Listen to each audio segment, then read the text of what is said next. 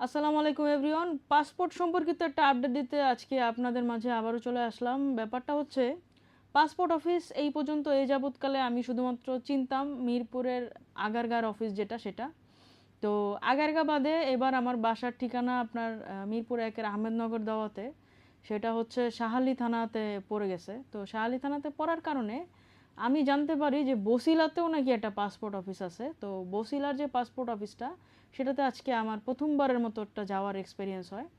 তো সেখানে যেটা দেখলাম সেটা হচ্ছে এনাদের হচ্ছে প্রচুর প্রচুর ডকুমেন্টস লাগে। সাপোজ এতদিন জানতাম যে পাসপোর্ট অফিসে আপনার যদি কোনো পাসপোর্টের কারেকশন থাকে বা কোনো কিছু, সেটার ক্ষেত্রে হচ্ছে আপনার বিদ্যুৎ বিলের বা গ্যাসের বিলের বা যে কোনো একটা বিলের মানে যেটা আপনার বাসার সাথে রিলেটেড, যে আপনি ওই জায়গার স্থায়ী বাসিন্দা কিনা বা অস্থায়ী হইলেও ভাড়াটিয়া হইলেও আপনার একটা ডকুমেন্ট লাগে যেটার কিনা ফটোকপি লাগে।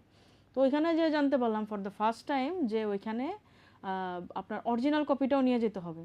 আপনার ইলেকট্রিসিটি বিল হলে ইলেকট্রিসিটির অরিজিনাল কপি, আর যদি আপনার গ্যাসের বিল হয় গ্যাসের বিলেরও অরিজিনাল কপি, সাথে ফটোকপিও দিতে হবে। তো এই হলো বিষয়। আর এনআইডি তো সবসময় অরিজিনাল কপি নিয়ে যেতে হবে, এটার বাদই দিলাম। তো যেসব জিনিস আজেরা জিনিস আমার কাছে মনে হয়েছে সেগুলো আপনাদেরকে বলতেছি। তো তারপর এখানে যাওয়ার পরে আমাকে বলতেছে যে আপনার এনআইডির মধ্যে তো সরকারি বাসার ঠিকানা দেওয়া। তো আমি বললাম তখন আমার আব্বা জবে ছিল, সরকারি জবে ছিল, এরপরে তো রিটায়ারমেন্ট করলো, আর এখন তো এই বিল্ডিং সরকার ভেঙেই দিতেছে, কারণ অনেক পুরাতন একটা বিল্ডিং। তো এনআইডিতে যেটা হয়েছে আর পাসপোর্টের সাথে মিল নাই কেন? তো বাবা বাসা তো চেঞ্জ হইতেই পারে, স্বাভাবিক। তো এখন বলতেছে এনআইডি আপনি কারেকশন করেন, কারেকশন করে তারপর পাসপোর্টটা আবার কারেকশন করেন, মানে যা তা অবস্থা।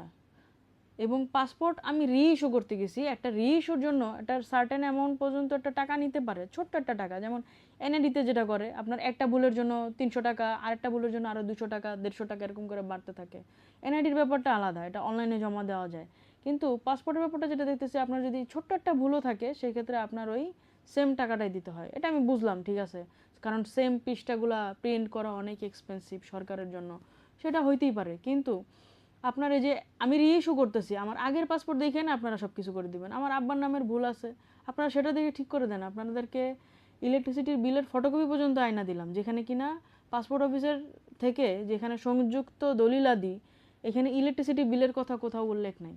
হ্যাঁ, আমি ডিটেলসে যখন ইউটিউবের একটা ভিডিও ছাড়বো পাসপোর্ট সংক্রান্ত, তখন আমি ওইখানে দিয়ে দিব, আপনারা চাইলে দেখতে পারবেন। তো এই হ্যাসেলগুলো হইলো আর কি বসিলার পাসপোর্ট অফিসে।